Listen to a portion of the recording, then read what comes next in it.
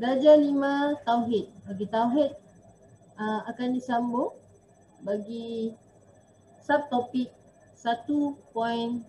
Dalam 1.2 ni banyak. Ada membincangkan 20 sifat wajib bagi Allah.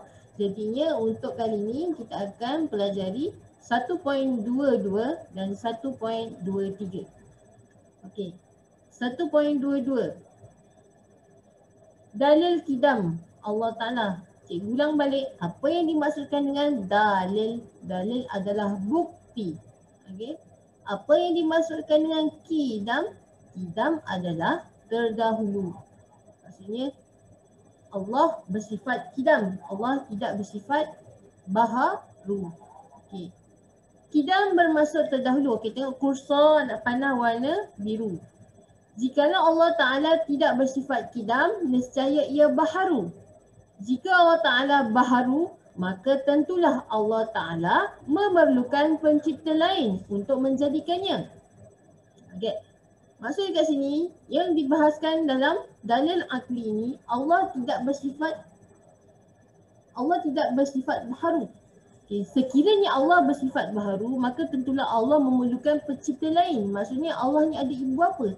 Tapi sekarang dalam konteks ni, Allah bersifat kidam, Allah tidak ada yang menciptakannya. Dan Allah tiada memberanakkan sesiapa. Okay. Tengok perenggan kedua. Sekiranya ada pencipta lain untuk menjadikannya, berlakulah daur, ini putaran, dan tasalsul, ini rantaian. Macam ahli keluarga lah. Ada ibu, ada nenek, ada atuk, ada moyang. Okey. Segala daripada atas tu sampailah kita sekarang. Yang kita ni bakal juga ada anak. Begitulah. Tapi sekarang ni Allah tiada sifat sebegitu. Okay. Kedua-duanya adalah mustahil kerana tiada kesudahan. Maksudnya sekiranya Allah ada bersifat baharu ini nescaya ia mustahil. Allah memang bersifat kidam. Allah tidak diberanakkan dan memperanakkan. Dalil nakli. Dalil nakli ni adalah dalil nakli yang diperolehi daripada Al-Quran dan Al-Hadis. Firman Allah Ta'ala, Huwal awwal wal akhir, daripada surah Al-Hadid ayat 3. Artinya, dialah yang awal. Siapa yang dia tu? Itu adalah Allah. Ini Allah tiada permulaan dan yang akhir tiada kesudahan. Allah itulah yang awal, Allah itulah yang akhir. Okey. Cikgu nak sentuh bahagian kotak warna merah ni. Kotak merah ni dalam perenggan dalil nakli tadi. Dalil akli tadi. Ad-daur. Mana ad-daur? Kat sini adalah putaran. Ad-daur pada bahasa ialah pusingan atau putaran. Pada istilah, ia bermaksud terhenti sesuatu atas sesuatu yang lain. Dan ada sesuatu yang lain terhenti ia atasnya. Apa benda tu cikgu? Macam mana cikgu? Okey, baik. Cikgu tunjuk gambar. Maksudnya, siapakah yang menjadi dahulu? Telur atau ayam? Telur atau ayam? Ayam atau telur? Maksudnya dia terhenti atas satunya. Tapi sekarang ni, contoh tengok gambar. Ayam atau telur dijadikan dahulu. Telur atau ayam dijadikan dahulu. Kita tak tahu kan? Semua tu kuasa Allah punya. Seperti mana kita makhluk ni. Mak ayah kita barulah dapat kita kan. Kita dapat anak, itulah anak kita. Kita siapa yang keluar dulu. Tapi sekarang ni Allah tidak bersifat begitu. Allah bersifat kidam. Okay.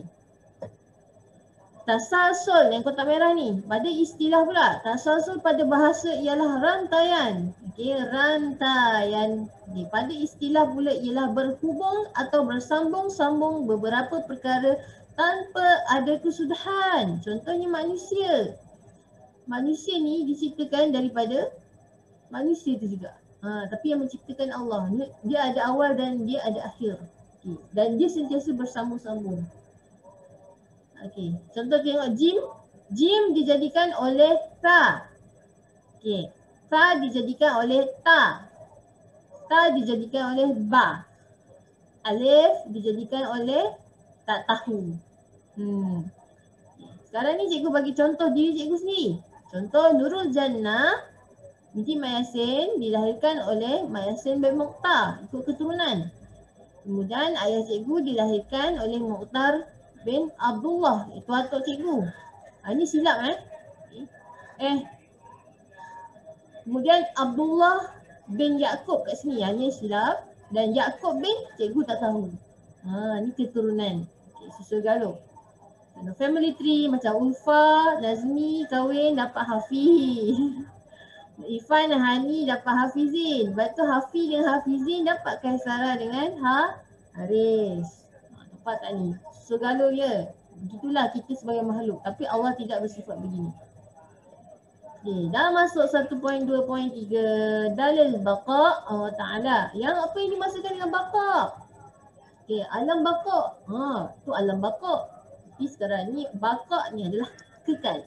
Allah bersifat kekal. Hatta nanti masa hari kiamat pun yang mana gunung-gunung akan berpecah. Okay. Semuanya akan mati. Malah orang yang mengandung pun akan terkeluar anaknya pada hari kiamat. Tapi yang kekal cuma ialah Allah saja. Sampai kita dia masa hari perhitungan nanti.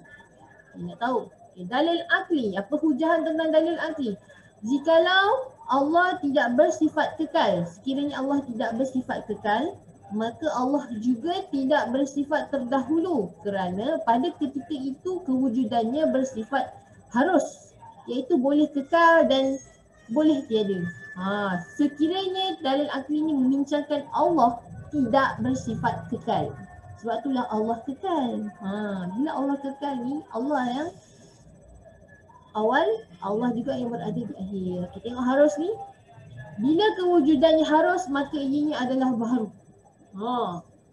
Maksudnya bila Allah ni, sekiranya Allah ni adalah tidak bersifat kekal, maka ni ialah harus. Dan Allah akan kewujudannya bersifat baharu. Macam mana tu?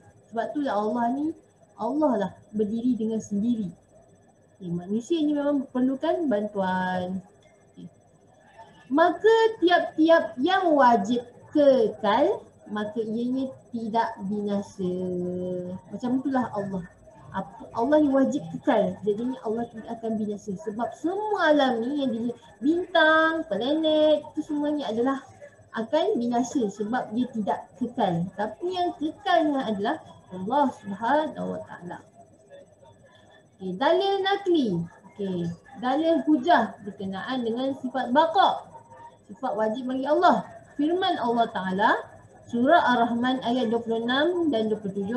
Kullu man 'alaiha fan wa yabqa wajhu rabbika dzul jalali wal ikram. Artinya segala yang ada di muka bumi itu akan binasa dan akan kekallah zat Tuhanmu yang mempunyai kebesaran dan kemuliaan. Semua apa yang kat dunia ni akan binasa. Tapi hanya Allah saja yang kekal dan mempunyai kemuliaan dan kebesarannya. Okey. Ini dah habis dah. Sikit je. Tak banyak pun. Okay, ini kata-kata untuk cikgu pada anak-anak murid.